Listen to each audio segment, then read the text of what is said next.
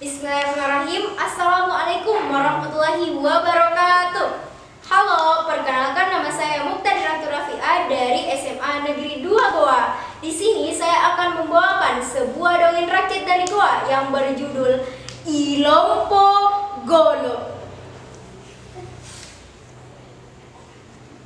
Inilah sebuah kisah dari Goa tentang sepasang suami istri yang sangat bahagia. Mereka hidup serba berkecukupan, segala kebutuhan hidupnya terpenuhi. Namun sayangnya sampai di hari tua mereka belum dikaruniai anak. Hingga tak bosan-bosannya mereka berdoa kepada Yang Maha Kuasa agar diberi rezeki anak.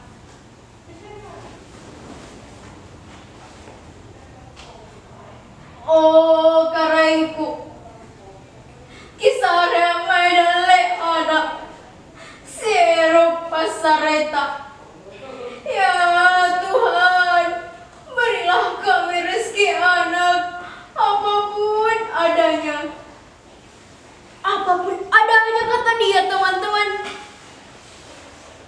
Hingga suatu ketika kekhawatiran pasangan tua itu pun buyar setelah mengetahui bahwa istrinya telah mengandung.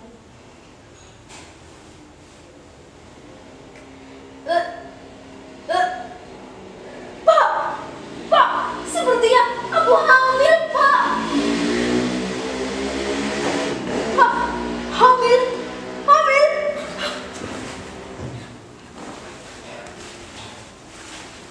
Hei kalian, istriku telah hamil. Setelah 13 bulan lamanya sang istri mengandung, lahirlah sang bayi yang telah lama diimpikan. Bayi yang lincah, lucu, menggemaskan, dan tentunya akan menjadi anak yang gagah perkasa.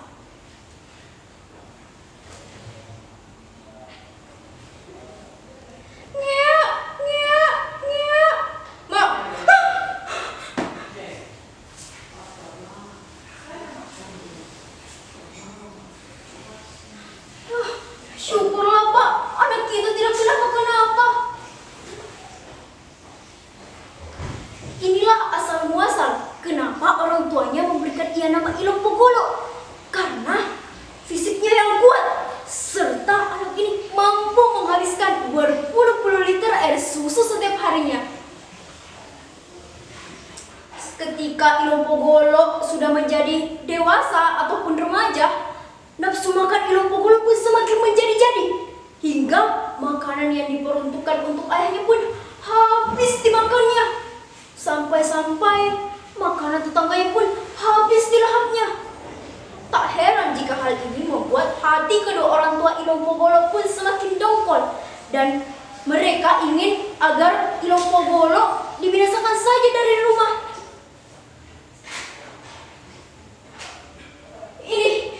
Ini sihir, Pak. Bagaimana ini, Pak? Bagaimana ini? Saya semakin tidak enak dengan para tetangga.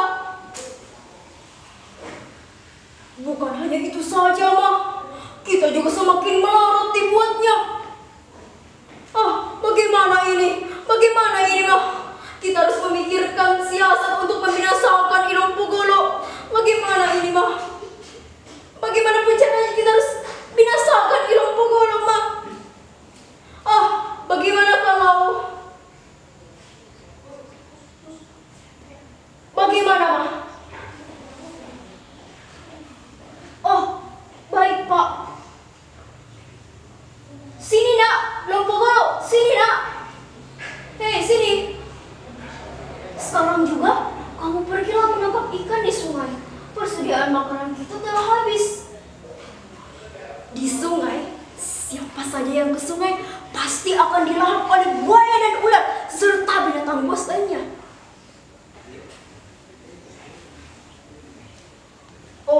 Baiklah, Mak. Saya akan berangkat menuju sungai. Setelah Ilompo Golo pun kembali dari sungai, orang tuanya pun kaget melihat barang bawaannya.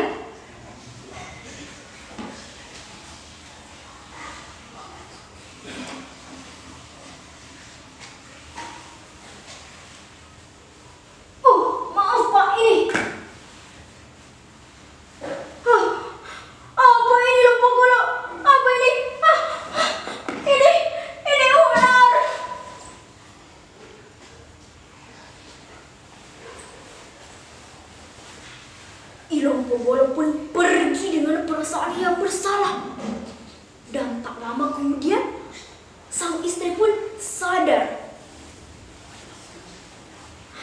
Ada apa ini, Pak? Ada apa ini? Kenapa Ilung Pogolo semakin menjengkelkan saja? Bagaimana ini, Pak? Atur, Pak. Atur. Bagaimana siasat berikutnya, Pak? Bagaimana? Bagaimana, Pak? Tenang, Mah. Tenang.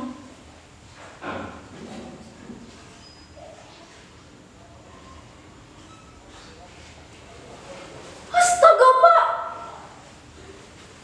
Jangan berisik, Mah. Oh, baiklah, Pak.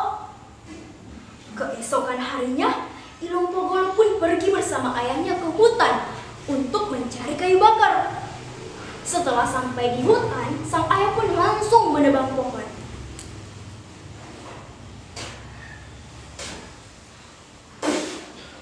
Pohon pun rebah. Dan sang ayah pun menyuruh Ilung Pogolo untuk menangkap pohon itu. Ilung Pogolo, tangkap nak, tangkap pohon itu. Jangan sampai pohon itu jatuh ke tanah. Dan Ilung Pogolo pun menaatinya. Padahal kalau dipikir-pikir ini sangat berbahaya baginya. Tapi karena Ilung Pogolo sedikit idiot, jadi ya dia tidak memikirkan dirinya. Tidak.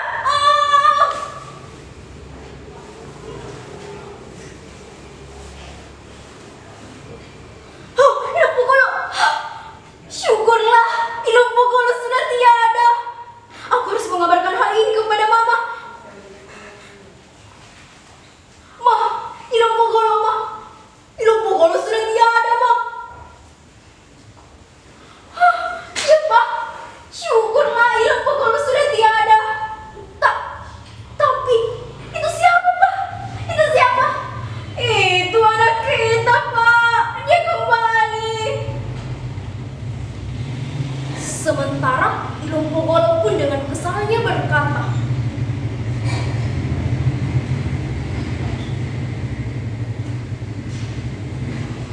Pak, kenapa Bapak meninggalkanku sendirian di hutan? Saya kan takut, Pak. Siasat kedua dijalankan, tapi tidak berhasil juga, teman-teman. Dan pada akhirnya orang tua Ilung Pogolo pun berterus terang kepadanya.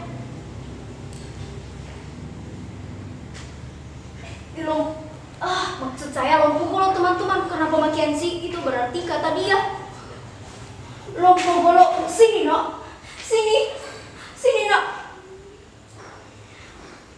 Sekarang juga kamu pergilah mengembara kemanapun yang kamu suka. Demi kesejahteraan dan demi kebaikan kita bersama, tinggalkanlah rumah ini, nak, tinggalkan. Saya tidak mau, Ma. Saya tidak. Tapi sebagai bekal, saya mau makan 7 keranjang buah mangga yang telah dipetik ayah di kebunnya. Setelah Ilung Pogolo memakan semua 7 keranjang buah mangga itu, Ilung Pogolo pun pergi.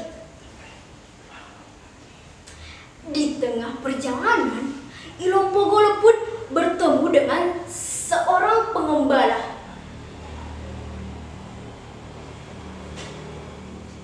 Sebentar kawan, sebentar. Saya ingin kentut di sini. Apakah bisa? Bisa, kentut saja. Masa kentut saya minta izin? Tidak akan ada yang melarang kita di sini. Kentut saja. Oh, terima kasih kawan. Ilung Pogolo pun kentut dan mengeluarkan semua biji mangga yang ia tengah makan tadi. Enaknya. Dan semua biji mangga itu menghantam kepala para pengembala kerbau. Sakit.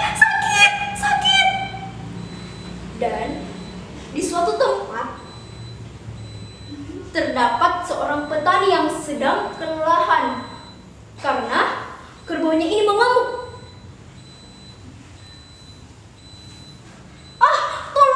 Tolong, kerbau saya mengamuk, tolong. Ilompogolo pun datang untuk menolongnya. Dan Ilompogolo membantu petani itu membayar sawahnya dengan cepat. Dan pada akhirnya petani itu pun memberitahukan kepada semua warga bahwa ada seorang anak di kampungnya ini yang baik hati dan suka menolong para petani. Hal ini sampai terdengar ke telinga orang tua Ilompogolo. Itu Ilompogolo, Pak. Itu Ilompogolo. Itu anak saya, Pak. Saya mau ketemu dengan Ilompogolo.